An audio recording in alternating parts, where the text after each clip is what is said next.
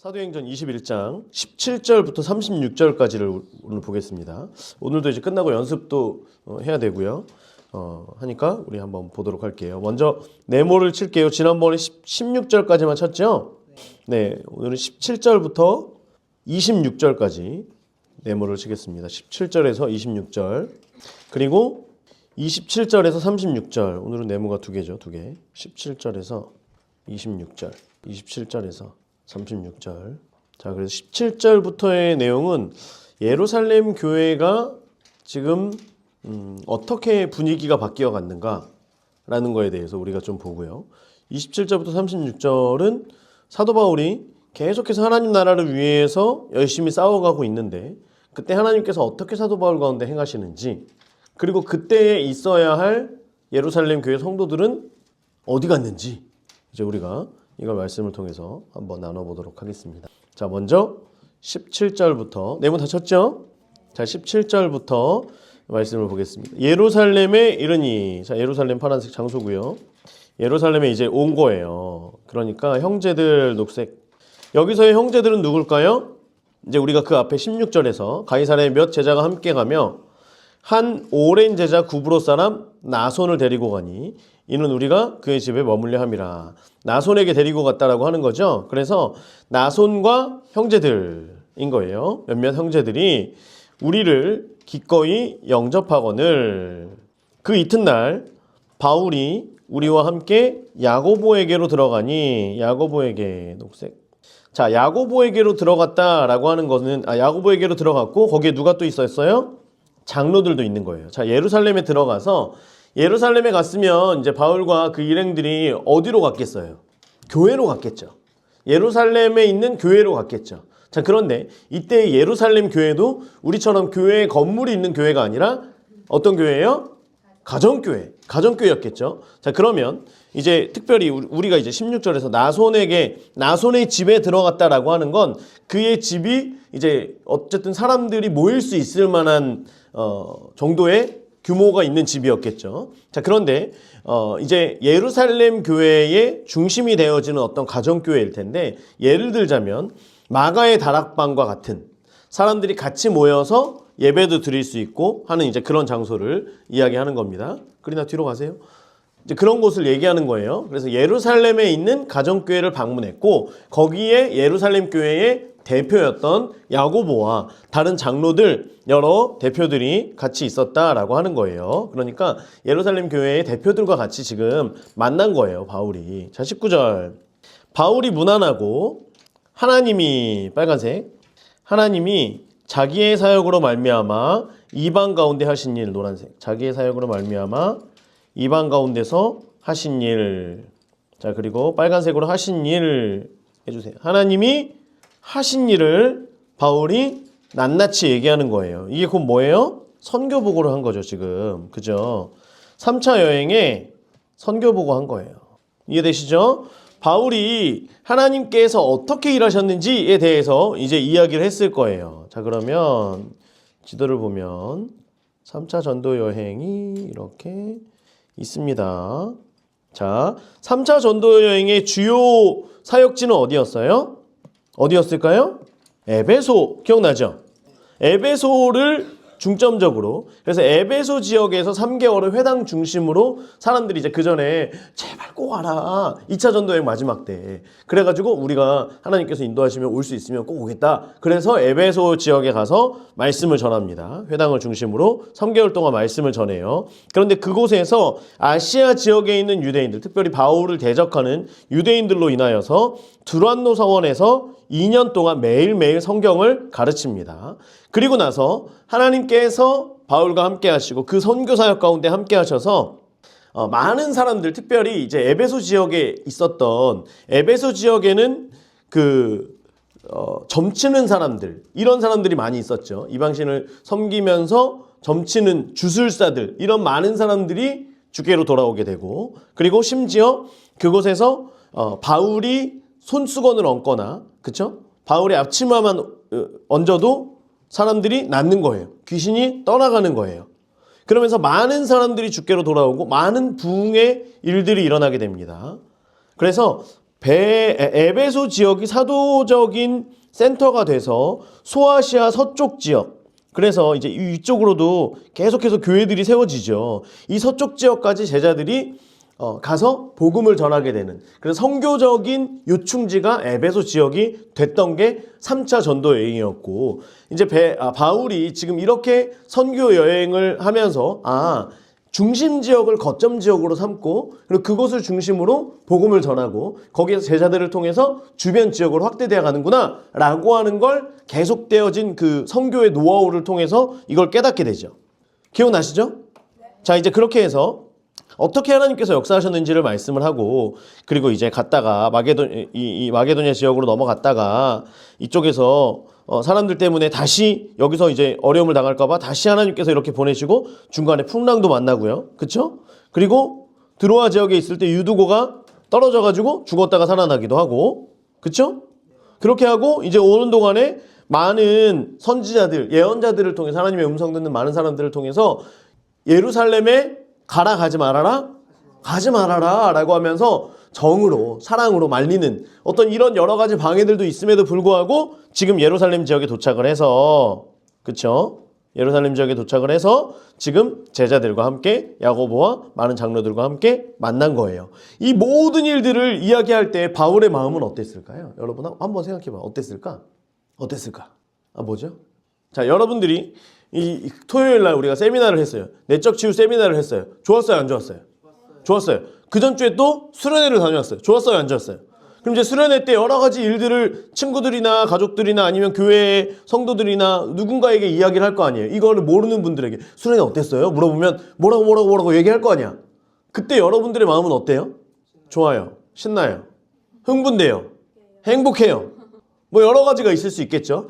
여러분, 사도 바울이 3차 전도 여행을 하면서 그 에베소 지역을 거점으로 삼고 거기로부터 소아시아 지역, 서쪽에 있는 소아시아 지역을 완전히 복음화로 정복하고, 그리고 하나님께서 여러 가지, 하나님께서 이제 19장 21절에 보면 성령께서 경영하여 주시는 일들, 이걸 말씀해 주시고 그 경영하여 주시는 대로 가니까 여러 가지 어려움들 속에서도 사도 바울을 계속해서 지키시고 생명을 살리시고 이런 여러 가지 일들 하나님께서 알려주셔서 또 피하기도 하고, 이랬던 여러 가지 많은 상황들을 이야기할 때 사도 바울이 얼마나 흥분이 됐겠어요. 이게 우린 단순히 2박 3일 또는 하루, 내적 치유 하루 한 것만 가지고도 사람들이랑 이야기하면 1시간, 2시간 이야기할 수 있잖아요. 그런데 사도 바울이 이 많은 시간을 보내면서 하나님께서 하신 일들을 이야기할 때 얼마나 이 마음 가운데 흥분됐었겠냐는 거예요. 그것도 심지어 예루살렘 교회는 결국에 예루살렘 교회로부터 이 복음이 시작되어졌고, 예루살렘에 성령이 임하였고, 그리고 사도 바울이 그곳에서 여러 많은 그리스도인들을 핍박을 하면서 자기가 이제 그곳에 다시 돌아왔을 때 사람들이 그 이야기를 들을 마음의 준비가 됐다는 거를 바울은 알고 있었고, 그리고 그 사람들을 향하여서 이 이야기를 하기 위해서 그 항구마다 다 거쳐가지고 오지 않고 지금 다이렉트로 해가지고 들어왔잖아요. 그러면 바울이 얼마나 흥분됐겠냐는 거야. 우리가 상상만 해도 알겠죠. 자, 그런데 보세요. 20절. 그들이 듣고 하나님께 영광을 돌리고. 자, 이들이 들었어요. 하나님께 영광을 돌렸어요. 뭔가 사도 바울의 3차 여행의 그 전부에 대해서 이야기한 것 치고는 사람들의 반응이 어때요? 뭔가 조금 약간 밋밋하죠. 뭐가 사람들도 다 기뻐하면서 뭔가 물론 이제 이 안에 있었겠죠. 하나님께 영광을 진짜 그랬어요. 진짜 그런 일도 있었어요. 와, 할렐루야, 하나님 찬양합니다. 와, 이것도 있었겠지만 뭔가 이것에 대해 이야기하기가 굉장히 좀 밋밋하다라고 느껴지는 본문이에요. 자, 뒤에 봅시다. 왜 그랬냐면 이제 봐봐요. 바울더러 이르되 형제여. 자, 이제 이런 거예요. 우리가 막 어떤 거에 대해서 막 얘기를 막 해가지고 막 진짜 하나님께서 막 이렇게 하시고 이렇게 하셨어요 막 얘기를 하고 있는데, 그런데 목사님, 그래서 토요일 날 그러면 의자가 모자라는데 어떻게 해요? 그러면 토요일 날 점심은 어떻게 할 거예요? 식사 비용이 모자라는 거 아니에요? 뭔가 분위기를 깨는 듯한 상황을 지금 얘기를 하는 거예요. 자, 바울더러 이르되 형제여. 물론 식사에 대해 이야기하는 거 굉장히 현실적이고요, 고민해 봐야 되는 거고요, 의자가 모자라고 책상이 모자라면 해결해야 되는 건 맞는 일이에요. 그렇죠? 그런데 자, 보세요. 바울더러 이르되 형제여 그대도 보는 바에 유대인 중에 믿는 자 수만 명이 있으니 다 율법의 열성을 가진 자라. 유대인 중에 믿는 자예요. 자, 유대인 중에 누구를 믿는 거예요? 예수님을 믿는 자들이 수만 명이 있대요. 자, 우리가 이 예루살렘 성 안에 사는 사람들은 몇 명 정도라고 예전에 얘기했었죠? 약 3만 명 정도예요. 자, 그런데 수만 명이라고 얘기하는 건 예루살렘 전체가 복음화되어졌다라고 하는 말도 맞을 수 있지만 지금이 절기죠, 절기. 오순절 절기에 각 지역에서 절기를 지키러 온 많은 유대인들, 그 중에서도 예수님을 믿은 유대인들, 이해되시죠? 그 사람들이 지금 수만 명이 있다는 각 지역에서 모인 사람들 중에 소아시아 지역에서 그 각 흩어져 있는 많은 사람들 중에 예수님을 믿어서 온 사람들이 많이 있는 거예요. 자, 그런데 이때 문제가 됐던 게 뭐냐면 예전에 사도행전 15장에 보면 예루살렘 종교회의가 있었죠. 그때의 문제가 뭐였냐면 예루살렘 교회로부터 파송받지 아니한 유대인들이 우리는 예루살렘 교회로부터 왔다라고 하면서 믿는 유대인들 그리고 믿는 헬라인들, 이방인들을 향하여서 뭐라고 얘기하냐면 너희들이 반드시 율법을 지켜야 되고 또 뭘 해야 되고 할례를 해야 된다. 이런 것들을 얘기를 한 거예요. 그래서 구원은 예수뿐만이 아니라 예수님도 믿고 율법도 지키고 할례도 행해야 된다라고 하는 것이 예루살렘 회의에서 이제 이것이 그들에게 우리가 이런 멍해를 지우지 말자라고 하면서 그냥 단순히 그들에게 그 뒤에 보면 25절에 보면 주를 믿는 이방인에게는 우리가 우상의 제물과 피와 목매어 죽인 것과 음행을 피할 것을 결의하고 편지하였느니라. 이제 이것만 우리가 이야기하자. 이것이 예루살렘 회의 때 결의가 됐던 거죠.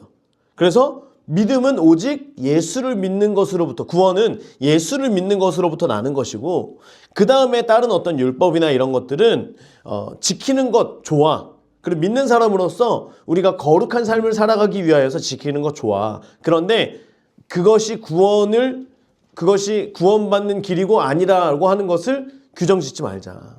이방인들을 향하여서는 예수 그리스도를 향한 그 복음을 이야기하고 다만 이들이 우상제물을 섬기는 것, 그리고 음행하는 것 이런 것들을 통하여서 계속해서 예수 그리스도뿐만이 아니라 다른 신들을 섬기는 일들 하는 것을 금하라는 거예요. 금하고 오직 예수 그리스도로 인하여서 우리가 구원받는다는 걸 이야기하고 그리고 이제 목매어 죽은 것은 먹지 말게 하자. 이것은 이제 목매어 죽으면 피가 고이고 피를 먹는 것이기 때문에 그 생명은 하나님께만 있기 때문에 목매어 죽은 것은 이제 먹지 않게 하자. 그러니까 믿음으로 구원받는다라고 하는 걸 계속해서 전하자, 이야기하자. 이게 예루살렘 회의였고 그렇게 됐는데 그런데 이미 그래서 바울이 가면서 계속해서 여러 지역을 가면서 이것이 아니다. 우리가 예루살렘 회의에서 이렇게 됐다라고 하면서 다른 사람들과 같이 가면서 이것을 증명해 주지만 그럼에도 불구하고 유대인들에게는 이것이 몸에 배어 있고 이것이 깨지지 않는 어떤 종교적인 그런 사고인 거예요. 우리가 마치 이제 계속해서 말씀드리면 예언이라고 하는 단어에 대해서 뭔가 예언? 이렇게 지금은 우리가 그런 반응은 거의 없죠. 그런데 처음에 이제 여러분들이 예언이라고 하는 말을 들었을 때 예언을 교회에서 해도 된다고요? 예언이 다 해야 된다고요? 방언을 다 해야 된다고요? 이제 이런 우리가 주일날 그쵸? 우리 주일날 여러분들 소식 들으셨는지 모르겠지만 지지난주에 이제 새로 오셨던 골프 선생님 현정 집사님이랑 같이 오신 남자분 선생님 그분이 2주 나오고 3번째 주 나왔는데 주일날 예배 마치는 결단기도 하는 시간에 방언을 받았죠. 그쵸? 방언을 받아버렸어요. 갑자기 어떻게 기도해야 될지 모르고 같이 기도하자 그래서 기도를 했는데 방언이 나와서 어리둥절해서 이제 끝나고 나서 방언을 받았다고 이제 이렇게 말씀을 하셨어요. 여러분 그런데 보세요. 이게 우리는 지금 너무 자연스럽고 너무 당연한 거예요.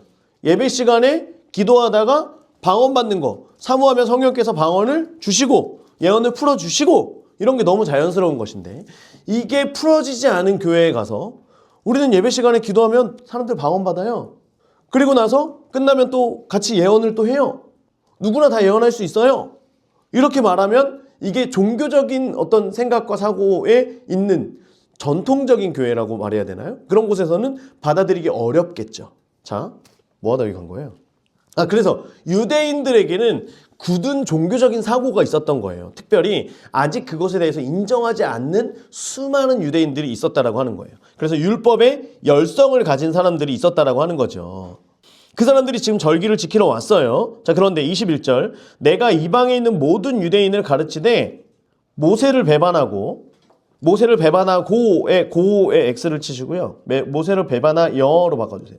모세를 배반하여 이들에게 할례를 행하지 말고 관습을 지키지 말라 한다 함을 그들이 들었도다. 여러분, 바울이 모세를 배반하라고, 모세의 율법을 부정했던 사람인가요? 할례를 하지 말라고 그렇게 무조건 얘기했던 사람이에요? 아니에요. 관습을 지키지 말라고 얘기했던 사람이 아니에요. 그런데 모세는 이 모든 것에 있어서 자유롭게 자유해져라. 할례는 언약이잖아요. 하나님의 약속, 아브라함을 향한 하나님의 약속, 그 약속이 우리의 살에 있다는 거예요. 하나님의 백성들의 살에, 표피에 그 언약이 있다라고 하는 거예요.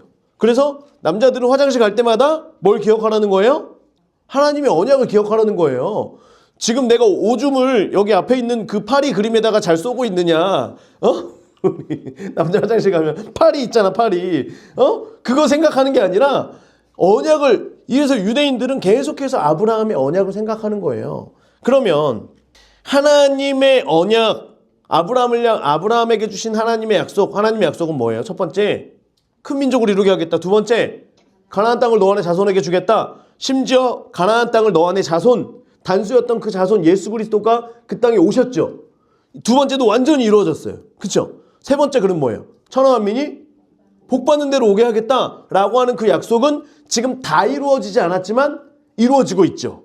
어느 정도 이루어지고 있는 상황이죠. 그렇죠? 지금 상황에서. 자, 그러면 이 약속들이 이미 이루어지고 있고 거의 다 이루어진 이 시대 가운데 우리는 할례를 향하여서 할례 받은 백성이라고 하는 거, 거기에 머무는 것이 아니라 이것을 이루어 가신 예수 그리스도를 믿는 거예요. 그래서 이제는 예수 그리스도를 통하여서 우리가 하나님의 언약 백성이고 그 약속을 우리 가운데 예수 그리스도를 통하여 이루셨다라고 하는 것, 그리고 마지막 남은 그 약속을 우리는 지키기 위하여 부르심의 사명을 따라 간다라고 하는 것, 이것이 중요한 것이지 할례를 했느냐 안 했느냐 그것이 아니라 예수 그리스도를 기억하느냐 기억하지 않느냐, 이것에 대해서 이야기하는 거예요. 자, 그리고 심지어 디모데에게는, 할례를 받지 않은 디모데를 향해서는 할례를 받으라고 했잖아요, 사도 바울은. 필요와 상황에 따라서 할례를 받아야 될 경우에 디모데가 복음을 전하기에 자꾸만 설명을 해야 되고 불편한 일이 있기 때문에 할례를 행하라고 하는 거예요. 할례를 하지 말라라고 이야기한 게 아니에요. 그리고 모세를 배신한 게 아니죠. 모세 때에 예언되어졌던 그 모든 것들이 지금 성취되어졌다라고 하는 걸 바울은 이야기를 하고 있었고요. 율법을 지켜서 구원을 얻으려고 하는 그것을 폐하는 거예요. 율법을 지키는 것 때문에 구원받는 것이 아니라 오직 예수 그리스도의 십자가로 인하여서 구원받는다라고 하는 걸 이야기하는 거예요. 왜냐하면 이전엔 유대인들이 율법을 지켜야 하지만, 그러니까 결국엔 행위로 가고 바리새인들의 그런 행위들로 인하여서 속은 비어있지만, 하나님을 향한 사랑은 비어있지만 계속 행위로만 그들의 삶을 살아가던 그것을 지금 파해야 된다. 그래서 율법에서 말하고 있는 것, 특별히 의식법, 그래서 먹는 것, 마시는 것, 부정한 것, 뭐 이런 거, 절기를 지키는 것, 안식일을 지키는 것, 이런 것들은 예수 그리스도께서 이 땅 가운데 오셔서 모든 것을 성취하셨다. 그러니까 율법대로 반드시 율법이 구원에 이른다라고 하는 것은 폐해졌고, 하지만 그러함에도 불구하고 우리가 율법대로 사는 것은 굉장히 중요하다. 하나님을 사랑하는 자들은 율법대로 살아가며 거룩한 삶을 지키기 위하여 살아가는 거예요. 그러니까 우리가 예수님을 믿었다라고 해서 이 땅 가운데에서 난 구원받았기 때문에 이젠 나는 자유해. 자유함 가운데에서 우리가 지켜야 될 것들을 지켜야 된다라고 하는 거예요. 성경에서 말하고 있는 목사님 율법은 다 폐해졌잖아요. 이것은 지키지 않아도 되잖아요. 이게 아니라 율법은 폐해졌지만 그럼에도 불구하고 율법에서 이야기하고 있는 정신, 하나님을 사랑하는 자는 그들의 행위를 통하여서 믿음을 보여야 된다라고 하는 그것은 우리가 반드시 지켜야 된다라고 하는 거예요. 그러니까 여러분들이 고민이 뭐예요? 어떤 친구들은 믿는 친구인데 그 친구가 우리 반에서 욕 제일 잘해요. 믿는 친구인데 완전 일진이에요. 알고 보니까 교회 다닌대요. 이런 친구들이 있어요, 없어요? 있어요. 그러면 목사님, 이 친구들은 안 믿는 거예요? 믿긴 믿는 거야. 물어봐. 예수님의 십자가가 너의 심장에 있냐? 그러다 한 대 맞지 말고, 그쵸? 잘 물어봐. 혹시 나 정말 물어봐도 되겠니? 잘 물어봐봐. 그랬는데 그 친구가 있어. 예수님이 나를 십자가에서 죽으셨어. 그러면 일단은 뭐 그 친구에게 구원이 있나 보다 우리는 생각할 수 있죠. 그럼 부족한 건 뭐예요? 삶을 통해서 살아가는 거. 성령의 열매를 나타내는 거. 성령이 막 충만하게 임해요. 성령의 많은 역사들이 임해요. 그런데 삶은 다 개판 같다. 정말 사람들이, 목사님 아까 얘기했잖아. 우리의 대화 속에서 우리가 서로 비방하고 싸우는 것들만 일어나요. 그러면 그 사람들을 향해서 저는 성령 받았는데요. 성령께서 저와 함께 하시는데요. 날마다 성령께서 내주하시고 성령이 충만함으로 이 물컵이 가득 차는 것처럼 거기에서 성령의 충만함이 나의 영과 혼과 육을 적시는 그 삶을 살아가고 있는데요? 라고 말할 수 있어요? 없어요? 없다는 거예요. 그러니까 우리가 의도적으로 말하는 데 있어서도 조심하자는 거예요. 이전 같았으면 한마디 말을 하지 않아도 벌써 나는 상대방을 비난할 게 장착이 되어 있잖아. 그렇죠? 그런데 이제는 성령께서 함께 하시기 때문에 비난하는 말을 줄여보자는 거예요. 그 전에 하루에 100번 했다면 90번으로 줄이고, 90번 했다면 80번으로 줄이고, 2번 했다면 1번으로 줄이고, 이렇게 성령께서 내주하시는 성령의 열매 맺는 삶을 살아가자라고 하는 거예요. 율법을 지켜야지만 반드시 너 그런다고 욕한다고 너 지옥 가? 이게 아니라 우리가 연약하구나. 이거 지켜야 되겠구나. 나는 오늘도 연약하고, 나는 오늘도 죄를 짓고, 나는 오늘도 죄 앞에서 무너지고, 거기서 절망하고 난 안 되나 봐. 그리고 하나님 떠나가서 살아가는 게 아니라 그럼에도 불구하고 다시금 십자가로 와서 율법 아래 내가 매이진 않았으나 내가 율법과 함께 살아가겠습니다. 내가 하나님의 거룩함을 따라 하나님의 거룩하신 대로 성전인 나를 거룩하게 하겠습니다. 이것을 우리가 지켜가는 게 믿는 자의 도리라고 하는 거예요. 도리도리. 그렇죠? 네. 그래서 우리가 그런 삶을 살아갈 수 있게 되길 주의 이름으로 축원합니다. 그게 구원의 조건은 아니에요. 이해가 되시죠? 자, 그런데 유대인들에게는 아직 이것으로, 이 종교적인 것으로 이게 종교가 빠져요. 종교형이 빠져야지. 그죠? 여러분들이 가서 불가보혈을 넣고 종교형을 빼버려야 되는데 그때는 사람들이 그렇게 못했을 거 아니야. 그러니까 이 사람들에게는 수만 명의 사람들이 아직 여기에 가득 차 있었다라고 하는 거예요. 그러니까 이걸 지금 예루살렘 교회에 있는 야고보와 장로들이, 대표들이 지금 바울에게 이야기하는 거예요. 그들이 그렇게 들었다라고 하는 거예요. 그러면 어찌할꼬, 노란색, 어찌할꼬 그들이 필연 그대가 온 것을 들으리니, 그대가 온 것은 누가 왔다는 걸 듣는 거예요. 사도 바울이 왔다는 걸 이제 들을 거라는 거죠. 그러니까 우리가 말하는 대로 이대로 하라. 자, 우리가 말하는 이대로 하라. 시키는 대로 하라는 거예요. 자, 이제 시키는 대로 해. 바울에게 얘기하는 거예요. 서원한 네 사람, 녹색. 서원한 네 사람. 지금 예루살렘 교회 가운데 믿는 유대인들 가운데 서원한 네 사람. 부분적인 서원을 얘기하는 거예요. 자, 그래서 앞에 이제 예루살렘 교회가 지금 이때 이 시기의 예루살렘 교회는 촛대가 옮겨진 시대라고 이야기를 하는 거예요. 왜냐하면 하나님의 기쁨을 나누는 것보다 세상의 염려와 세상의 고민들, 그런 근심에 대해서, 그리고 그 염려에 대해서 자 이제 바울이 올 것인데 이걸 어떻게 해결해야 되지? 라고 하면서 서로가 회의를 했겠죠. 대안을 제시하고 해결책을 제시하고, 그리고 이제 그런 상황들 속에 어떻게 타협할 수 있는지를 이야기하는 거예요.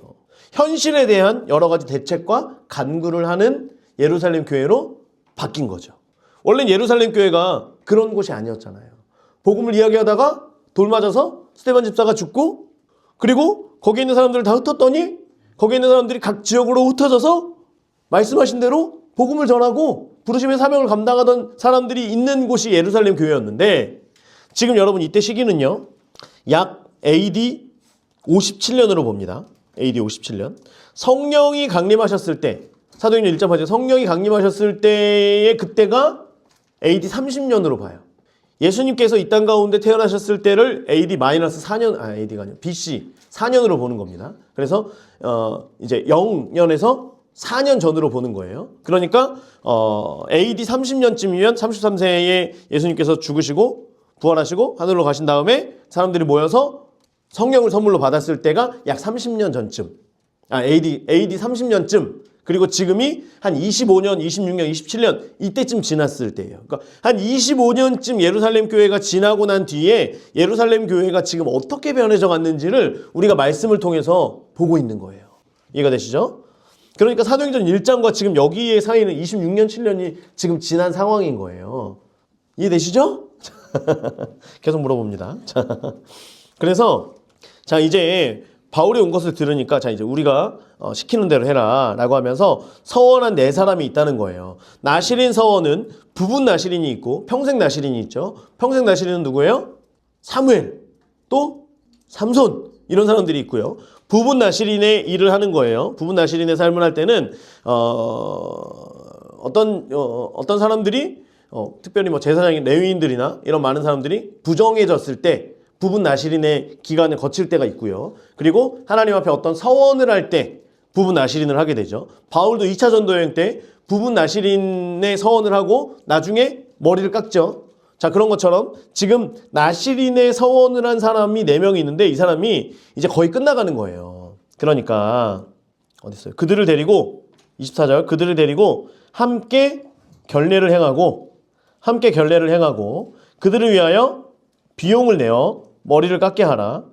그러면 모든 사람이 그대에 대하여 들은 것이 사실이 아니고 밑줄 사실이 아니고 율법을 지켜 행하는 줄 알 것이라.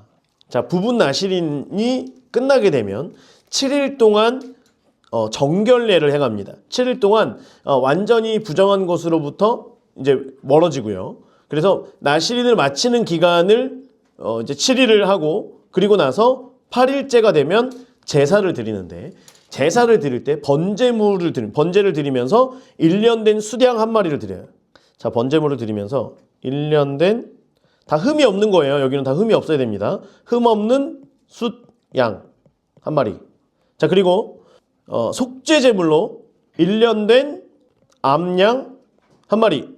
화목 제물로 이거는 크기가 큰 토실토실한 화목 제물은 많은 사람이 나눠 먹는 거거든요. 그러니까 크기가 큰 숫양 1년 되면 작을 거 아니에요. 그죠? 그린이 살이 별로 없잖아요. 준수 정도는 돼야지. 자, 숫양 목사님이랑 준수 정도 돼야지. 자, 계속 불리고 있죠. 그래서 요즘 몸무게 계속 늘어나고 있습니다. 자, 그리고 소제와 전제로 무교 전병을 드려요. 무교 전병. 자, 그럼 보세요. 숫양 한 마리 얼마 정도 할까요? 대충 10만 원으로 봐요. 그냥 대충 생각하자는 거예요. 암양 한 마리 10만 원. 숫양 큰 거 10만 원. 옵스. 좀 더 줘. 12만 원. 자, 무교 전병은 이렇게 사면 공짜로 주겠죠. 서비스. 자, 그냥 농담이에요. 뭐 진짜인지 몰라요. 자, 그런데 보세요. 그러면 한 사람에게 들어가는 게 최소 얼마가 들어가요? 30만 원 돈 들어가죠. 그런데 몇 명이라고 그랬어요? 4명. 그럼 얼마예요? 120만 원. 바울에게 120만 원을 네가 드리라는 거예요. 네가 드려서 이것을 하면 사람들이 네가 율법을 지키는 걸로 알 거야. 그러니까 우리가 시키는 대로 해 라고 하면서 오해를 잠식시키기 위해서 지금 이렇게 하라는 거예요. 어디 있죠? 자, 그래서 인간적으로 머리를 써서 사람들이 결론을 내고요.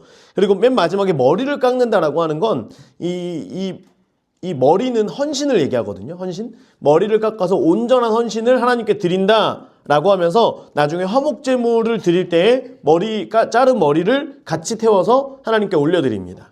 그래서 나의 온전한 헌신을 하나님 다 받으세요 라고 하면서 하나님께 드리는 거예요. 자, 그래서 어디죠? 24절. 그러면 율법을 지켜 행하는 줄로 알미라. 자, 그러면서 주를 믿는 이방인에게는 우리가 우상의 제물과 피와 목매어 죽인 것과 음행을 피할 것을 결의하고 편지하였느니라. 이건 무슨 말이에요? 지금 전통 유대인들에게는 우리가 이렇게 해서 율법을 지킨다라고 하는 걸 보여줘야 되지만 그럼에도 불구하고 주를 믿는 이방인에게는 우리가 이것이 아니라 예루살렘 회의 때 이러이런 결론을 통해서 우리가 우상의 제물을 먹지 말고 피와 목매어 죽인 것을 먹지 말고 음행을 피할 것을 편지했다. 그러니까 너와 우리의 바울 너와 지금 우리 예루살렘 교회의 그 대표적인 지도자들과 예루살렘 교회의 신앙적인 본질은 같다 다르다? 같다는 걸 얘기하고 있는 거예요. 이해가 되시죠? 지금 바울에게는 이러이런 걸 제시해주고 이렇게 해야지 사람들이 오해하지 않고 너를 향하여서 그런 나쁜 마음을 가지 않을 거야. 그러니까 너는 율법의 이 일을 같이 행함을 통하여서 너는 율법을 지킨다라고 하는 걸 보여주고 다만 우리는 예루살렘 회의에서 한 것을 지금도 지켜 행하고 있다. 많은 이방인들 가운데 주를 믿는 사람들에게는 우리가 계속해서 편지해서 하고 있다.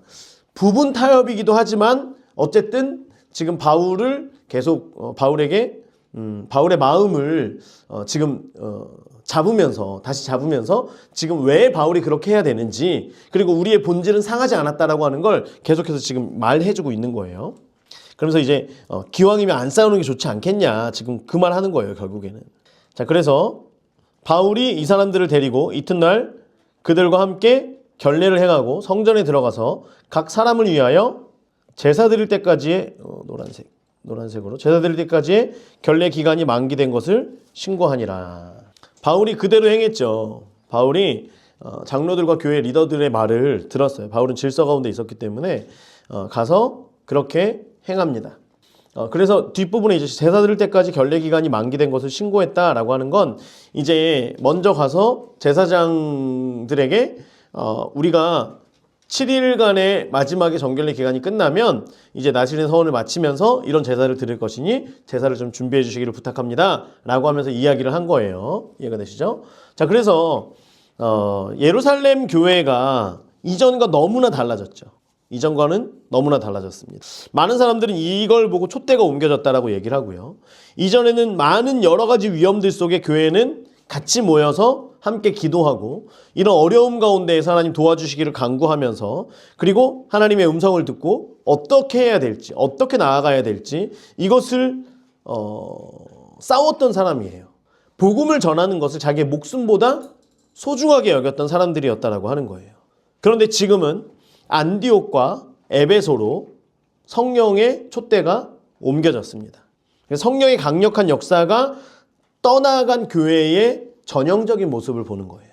하나님 앞에 기도하고 하나님께 묻고 하나님께서 이 일을 어떻게 해결하기를 원하시는지에 대한 염려보다는, 그런 어떤 돌파보다는 사람들이 우리를 어떻게 판단할지, 이것을 통해서 우리 안에 있는 분란을 어떻게 해결할 수 있을지, 인간적인 방법과 여러 가지 생각으로, 지금 사실은 바울에게 이렇게 행하라고 말한 것을 우리가 인간적으로 보면 사실 이 장로들이 잘한 거예요.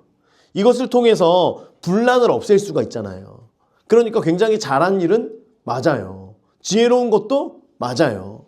그런데 원래 예루살렘 교회는 그런 어떤 인간적인 지혜와 방법보다는 하나님 앞에 물으면서 하나님께서 어떻게 하기를 원하시는지, 그리고 본인들이 감옥에 가거나 잡혀가는 것에 대해서도 두려워하지 않던 그랬던 사람이었다라고 하는 거예요. 여러분, 교회에 한번 성령의 임재가 부어졌다가 그 기름 부으심이 떠나고 나면 이것을 회복하기란 굉장히 어렵습니다.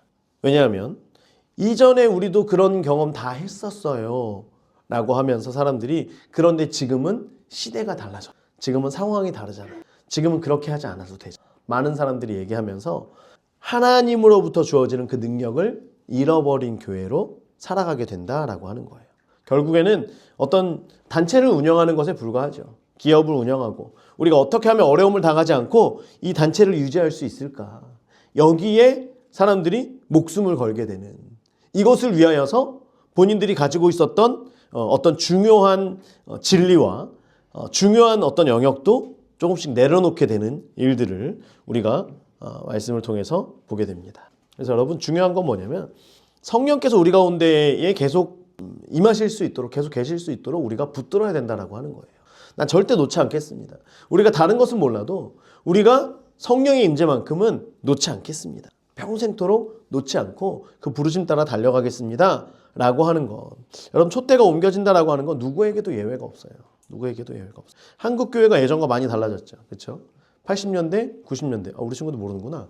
그때와 많이 달라졌어요. 많이 달라졌어요. 이제는 기도원이 운영이 안 된대요. 기도원이 운영이 안 돼요. 예전에는 그냥 금요일이나 평일이나 아무 때나 기도원 가면 어느 기도원이든 집회가 늘 있었어요.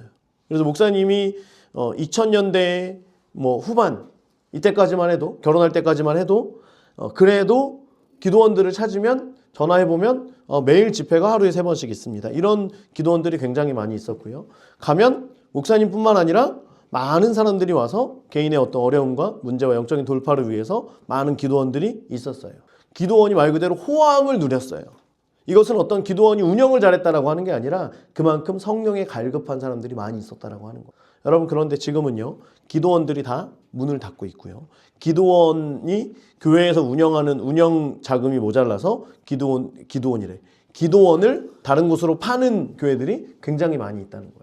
이 기도원을 어떻게 해야 되는지 이것이 교회 안에 많은 사무총회나 이런 곳에서 회의의 주제로 어떤 결의의 주제로 떠오르는 경우들이 굉장히 많다라고 하는 거죠. 우리가 성령의 그 부르심과 성령의 임재를 계속해서 간구함으로 말미암아 여러분 불은 붙으면 계속해서 번집니다. 불이 붙으면 성령께서 바람을 불게 하실 거고요.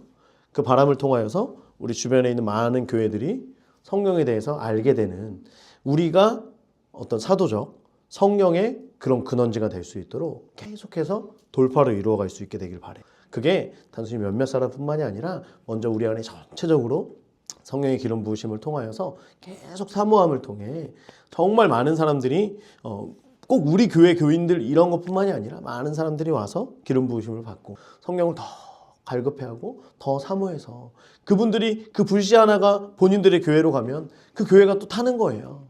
그 교회에 또 잃어버렸던 어떤 성령의 그 부르심이 또 발견되어지게 되는 거예요. 그러니까 우리 모두가 그런 역할들, 특별히 여러분들 학교에서 여러분들 또 친구들, 믿지 않는 친구들, 믿는 친구들에게도 계속해서 이런 복음의 그런 성령의 뜨거움을 전할 수 있는 저 여러분 되길 주의 이름으로 축원합니다. 27절부터 지금 26절에 이제 바울이 그대로 하죠. 시키는 대로 합니다. 여러분 이걸 보고 어떤 사람들은 바울이 타협했다라고 얘기하는 사람들도 있어요. 원래 바울은 이렇게 타협하는 사람이 아니잖아요. 그런데 바울이 타협했다라고 얘기하는 사람들도 있는데 바울은 계속해서 복음을 위해서라면 자신은 복음을 위해서라면 안식일을 지키지 않아도 되지만 안식일을 지켜요. 유대인들에게는 유대인처럼 헬라인에게는 헬라인처럼 행하는 게 사도 바울의 일이었다라고 하는 거예요. 그러니까 바울이 타협했다는 게 아니라 바울의 원래 복음 전략은 그렇습니다. 카멜레온처럼. 하지만 복음의 본질은 빼앗기지 않는 그런 바울의 모습을 우리가 보게 되는 거예요. 자, 27절. 그 이래가 거의 참회, 노란색. 그 이래가 거의 참회. 이제 끝나는 거예요. 거의 다 그 정결 그 기간이 다 끝나고 이제 제사를 드리는 때예요. 아시아로부터 온 유대인들. 녹색. 아시아로부터 온 유대인들.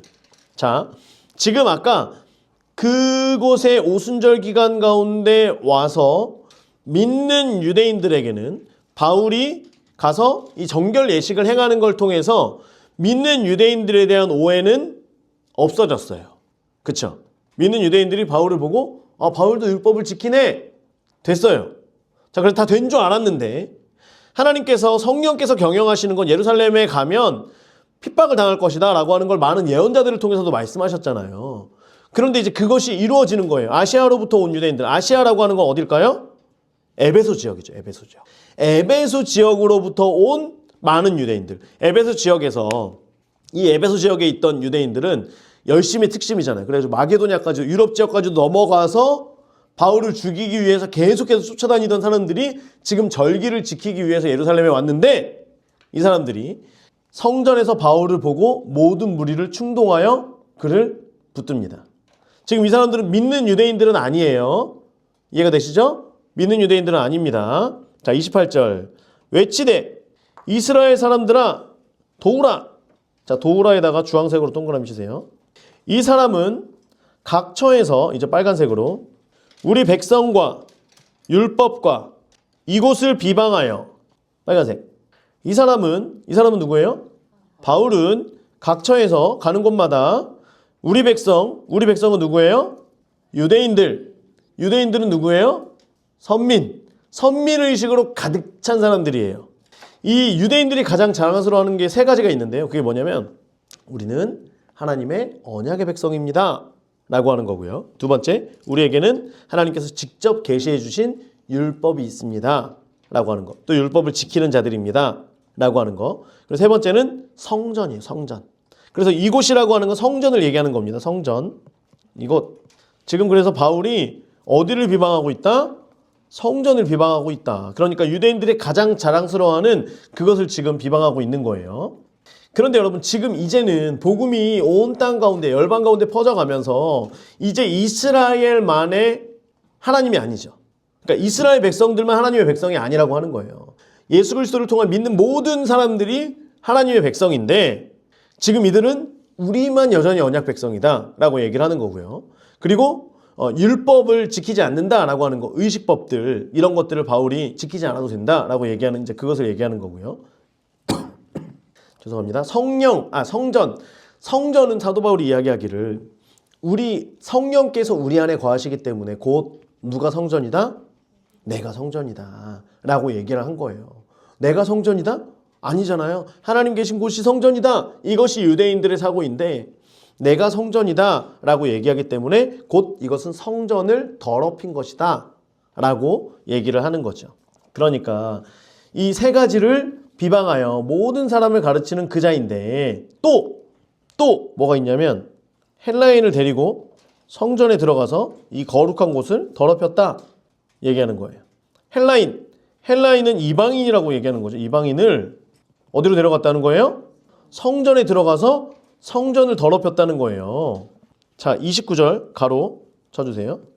29절에 가로 치시고 이는 그들이 전에 에베소 사람 드로비모는요 에베소 지역에서 대표자로 헌금 전달하기 위해 바울과 함께 온 사람이에요.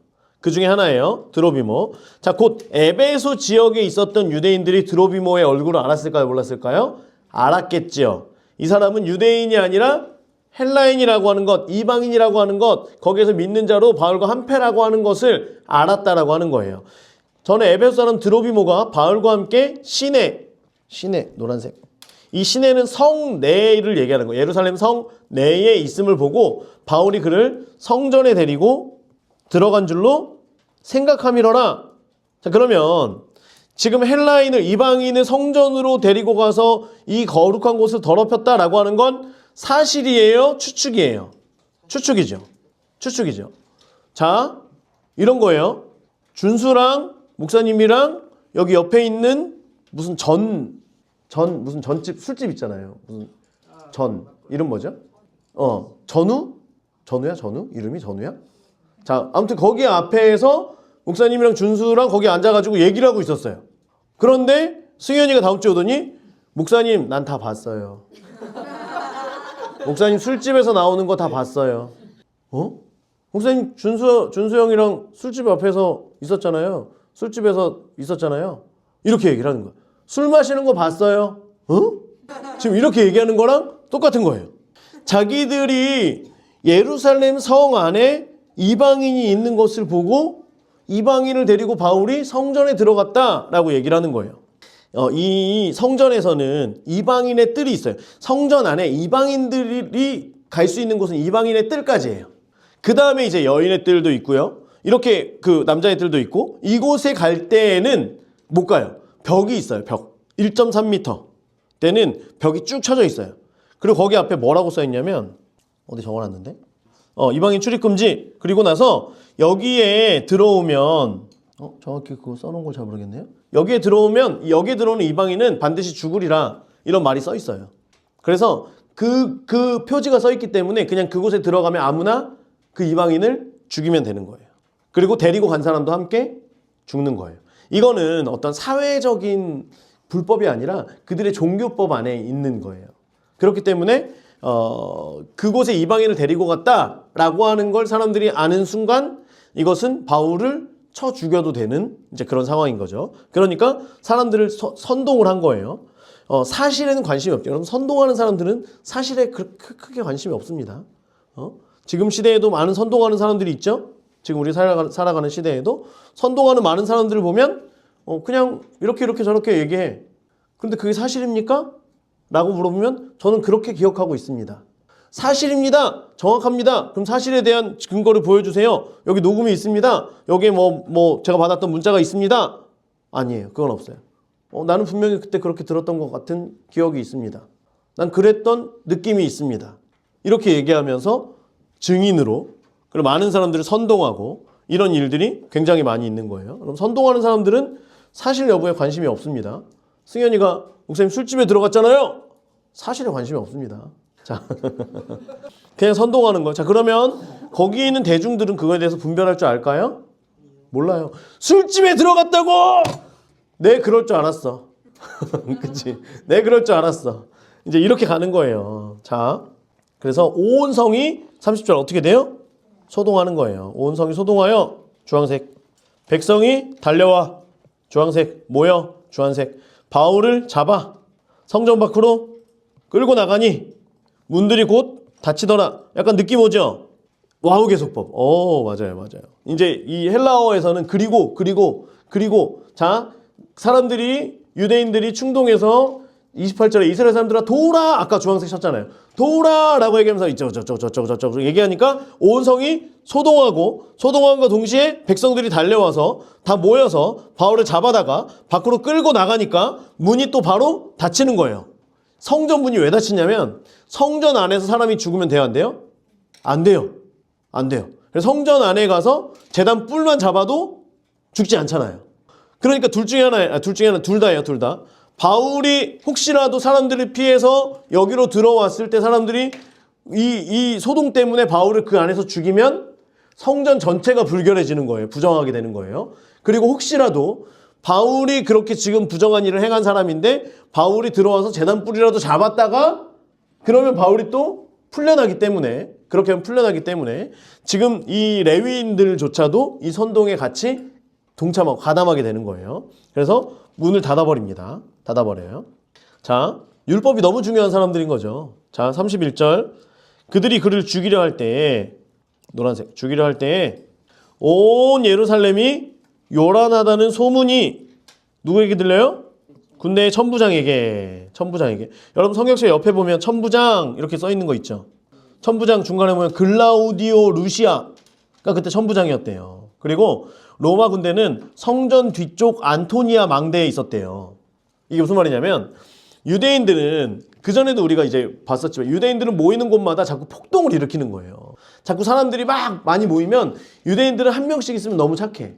그런데 다 같이 모이면 이 사람들이 폭동을 일으키는 경우가 너무나 많아요. 그래서 특별히 이 절기 때, 3대 절기 때가 되면 3만 명이 사는 예루살렘에 100만 명의 사람들이 모이니까 얼마나 많은 사람들이 왔겠어요. 그러면 또 이 군중 심리에 있어가지고 누가 그러면 막 달려가고 저쪽으로 또 그러면 뭔지 모르면서 달려가고 사람들이 이렇게 하면 자꾸 폭동을 일으키니까 로마는 폭동이 일어나면 거기를 주둔하고 지키고 있는 군대의 리더가 모든 책임을 지는 거예요.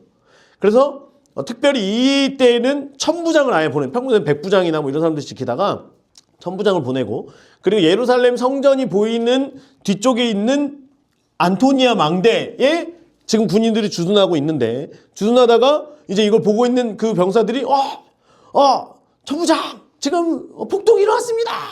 그러니까 뜨그덕 여기 보면 뭐예요? 보병이 760명, 기마병이 240명 있었대요. 기마병들이 막 가가지고 지금 이걸 막 빨리 진압을 해야 되는 거예요. 지금 폭동이 일어나면 안 되는 거예요. 자, 그래가지고 봐요. 천부장에게 들림에 자, 그 옆에다가 적어주세요. 하나님의 개입. 자, 32절. 그가 급히 군인들과 백부장들을 거느리고 달려 내려가니. 지금 굉장히 급하죠. 지금 잘못하면 큰일 납니다. 달려 내려가니 그들이 천부장과 군인들을 보고 바울 치기를 그치니라. 이제 군인들이 왔으니까요. 어떻게 자기네들이 할 수가 없죠. 만약에 이때 천부장과 군인들이 안 달려갔으면 바울은 어떻게 됐을까요? 죽었겠죠. 그런데 하나님께서 바울을 통해 이미 성령님을 통하여 계획하신 이런 일들이 이루어지도록 하기 위해 하나님께서 개입하시고 하나님께서 도우셨다라고 하는 거예요. 여러분 그런데 보세요. 지금 이 일 가운데 예루살렘 교회의 형제들, 예루살렘 교회 성도들은 있어요, 없어요? 없죠. 일단은 안 보이죠. 나타나지 않습니다. 지금 바울 혼자서 고군분투하고 있죠. 그런데 하나님께서는 사도행전 19장 21절 하나님의 경영을 이루시기 위해서 하나님께서 직접 움직여 행하신다라고 하는 거예요. 여러분 교회가 교회다운 일들을 감당하지 못하면 하나님 앞에 제대로 서 있는 한 사람을 통하여서 하나님께서 하나님의 역사를 이루어 가신다라고 하는 거예요. 바울은 가는 곳곳마다 하나님께서 지키시고 보호하시잖아요. 왜? 그가 부르심의 사명을 감당하고 있었잖아요. 천하 만민이 복받는 대로 오게 하는 그래서 열방까지 온 땅끝까지 복음이 전하여지는 그 통로로 지금 바울이 하나님 앞에 쓰임받고 있잖아요. 그러니까 하나님께서는 우리 모두를 사랑하세요. 그런데 특별히 하나님의 사명을 감당하고 있는 바울을 하나님께서는 더 살피시고 돌보신다라고 하는 거예요. 10손가락 깨물어서 안 아픈 손가락이 있어요, 없어요? 안 아픈 손가락. 있어요. 아무튼 하나님께서는 모두를 다 사랑하시지만 뭘 얘기하냐면 더 사랑하는 자들이 있다라고 하는 거예요. 그 사람들은 누구예요? 천하만민이 복반대로 돌아오는 구속사의 수종드는 사람들. 누구예요? 여러분이 돼야죠. 우리가 돼야죠. 저 여러분 돼야 될 줄 믿습니다. 자, 33절.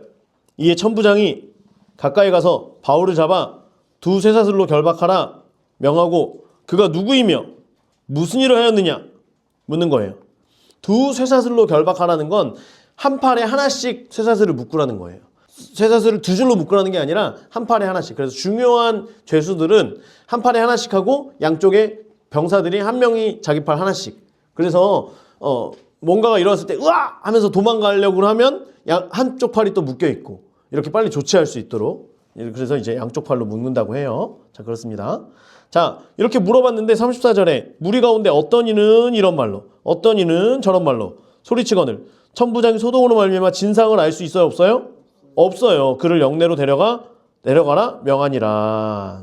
사람들이 지금 그냥 선동을 해서 이야기를 하는 거기 때문에 어떤 사람은 성전을 더럽혔다. 어떤 사람은 율법을 범했다. 어떤 사람들은 또 뭐 하나님의 백성들을 모욕했다. 뭐 여러 가지를 얘기하고요.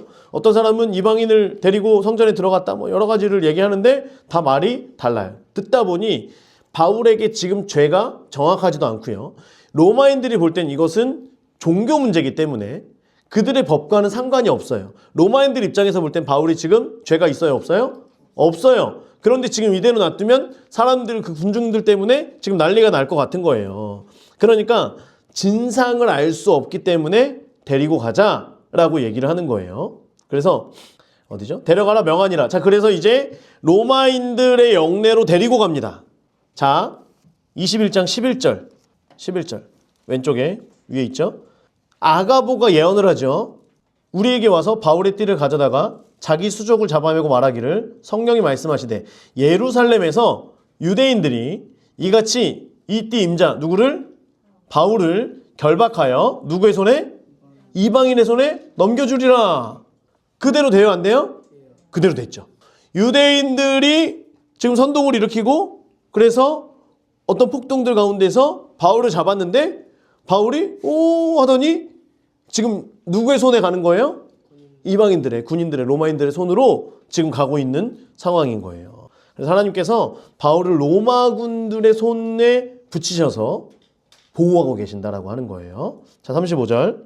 바울이 층대에 이를 때 이제 그 계단에 올라가는 거예요. 부대에 오르는 계단, 부대에 오르는 계단을 얘기하는 거예요. 이제 그 진영으로 들어가는 거죠. 무리의 폭행으로 말미암아 군사들에게 들려갑니다. 자, 이게 뭐냐면 이제 부대로 계단을 들어가요. 부대로 계단을 통해서 들어가면 이제는 그 부대 안은 누구 땅이에요? 로마인의 땅이죠. 로마인의. 그렇죠? 완전한 로마인의 땅이에요. 이제는 유대인들이 함부로 갈 수도 없고 어떤 일도 마음대로 할 수 없는 곳이에요. 여기에 들어가면 바울을 죽일 수 있는 기회가 있어요? 없어요? 없어요. 없기 때문에 무리가 더 흥분해서 바울을 폭행하려고 합니다. 그러니까 군인들이 어떻게 해요? 바울을 들쳐업고 갑니다. 야! 빨리 보호해! 빨리 들어! 그래가지고 옆에 있던 이 병사들이 그래가지고 번쩍 들어가지고 지금 바울을 데리고 가는 거예요. 군사들을 통해서 하나님께서 바울을 보호하시죠. 이는 백성의 무리가 그를 없이 하자고 외치며 따라가미로다. 여러분 말씀드린 것처럼 특별히 바울은 하나님께서 귀하게 여기신 사람이에요. 하나님의 지상명령, 하나님의 그 구속사의 부르심에 직접적으로 연결되어 있었던 사람이고요. 지금 바울이 예루살렘 교회에 왔고 이미 예루살렘 교회에 많은 사람들이 흩어졌다라고 하지만 그럼에도 불구하고 믿는 많은 사람들이 특별히 유대인들 중에서도 믿는 사람들이 지금 수만 명이 있었다라고 기록이 돼 있잖아요. 단순히 예루살렘 교회의 몇몇 사람들뿐만이 아니라 많은 믿는 사람들이 와서 바울이 결례 의식을 행하는 걸 보고 율법을 지키는구나. 이걸 봤던 많은 유대인들이 있음에도 불구하고 어느 누구도 바울을 위하여 나서지 않을 때 하나님께서 개입하심으로 말미암아 바울을 보호하시고 지키신다라고 하는 거예요. 여러분 지금 이때가 바울의 주변에 볼 때 바울은 시키는 대로 했어요. 시키는 대로 했고 그리고 그대로 하면 또 이제 인간적인 생각으로 내가 어려움을 당할 때 아니 시키는 대로 했으니까 좀 도와줄 거라고 기대할 수도 있잖아요. 그럼에도 불구하고 지금 바울은 혼자서 싸움을 싸우고 있는 거예요. 그런 바울을 주님께서는 지키십니다. 여러분 우리 주변에 우리가 신앙생활하며 믿음의 삶을 살아가다 보면 옆에 아무도 없는 것처럼 느껴질 때가 너무나 많이 있어요. 마치 우리가 교회에서 경험하고 이렇게 하는 것들. 여러분 지금 방학이니까 막 지금 뭔가가 막 충만하잖아요. 그런데 개학해가지고 학교 가서 나 이번 수련회 때 예수님 만났어 라고 얘기를 할 수 있는 사람이 몇 명이나 있으며 무언가가 어떤 우리가 신앙을 지켜야 되고 믿음을 지켜야 되는 특별히 어떤 동성애와 여러 가지 많은 다른 문제들 앞에서 우리가 믿음의 발언을 해야 될 때 우리가 기독교는 단순히 종교가 아니라 우리의 신앙이고 우리의 목숨과도 같습니다 라고 하는 걸 이야기해야 되는 그때에 여러분들 주변에 아무도 없을 수 있다 없다? 있다. 아니 심지어 우리 반에 교회 다니는 친구가 저까지 3명이 있는데요. 근데 그 2명 친구들이 가만히 있는 경우가 있다. 그러면서 나도 교회 다니지만 쟤는 좀 약간 너무 오버하는 것 같아. 비난할 때도 있다. 그럼에도 불구하고 하나님께서는 우리를 지키신다라고 하는 거예요. 여러분 아무도 없다고 외롭게 느끼지 마세요. 하나님께서 우리 함께 하시면 세상 모든 것들이 모든 만물이 하나님의 그 충만함으로 우리를 보호하고 지키시게 될 줄 믿습니다. 때로는 우리가 보호를 받지 못하더라도 괜찮아요. 하나님께서 나와 함께 하신다면, 그렇죠? 비록 여기서 바울이 죽더라도, 그렇죠? 우리가 어려움을 당하더라도 괜찮아요. 그럼 복음을 위하여서 우리가 그 길을 걸어갈 수 있기를. 예수님 걸어가신 길을 따라서 우리도 함께 걸어가겠습니다. 그렇게 외칠 수 있는 저와 여러분 되길 주의 이름으로 축원합니다. 여러분 영적 전쟁을 잃어버린 예루살렘 교회의 모습을 보고요. 처음 그들이 가졌던 그 열정과 처음 그들에게 성령이 임하였을 때에 사도행전 1장과 2장에서의 어떤 그 뜨거움과 그런 감격들은 지금 어디로 갔는지 한국 교회의 성령의 역사하심과 성령의 부르심 그리고 그 부르심 앞에서 열방을 향하여서 나가고 우리가 심지어 작년에 10월 달에 온 기독교인들이 다 같이 모여서 동성애 차별금지법을 반대하고 이렇게 했던 그때에 지금 여러 가지 종교적인 탄압에 대해서 정부나 어떤 많은 곳에서 이야기하고 있는 것 가운데에서도 어떻게 보면 어느 누구도 나서지 않는 지금 이러한 상황들 속에서 우리는 과연 어떤 영적인 싸움을 싸워야 될 것이며 우리는 지금 성령의 그 촛대를 붙들며 살아가고 있는가? 아니면 세상에서 예루살렘 교회의 리더들이 했던 것처럼 어떻게 하면 이렇게 될 수 있을지 계속 회의하고 계속해서 고민하고 어떤 여러 가지 방법들 사람들이 볼 때 야 기가 막히다. 나 잘했지? 야 역시 나는 머리가 잘 돌아가. 여기에서 만족하고 있는가? 우리가 성령님께 물으며 성령께서 알려주시는 그 걸음 걸어갈 수 있기를. 그래서 사명에 우리가 매이고 또한 끊어진 사명을 회복하는 끊어진 사명을 이어붙이고 감당할 수 있는 저 여러분 될 수 있기를 주의 이름으로 축원합니다.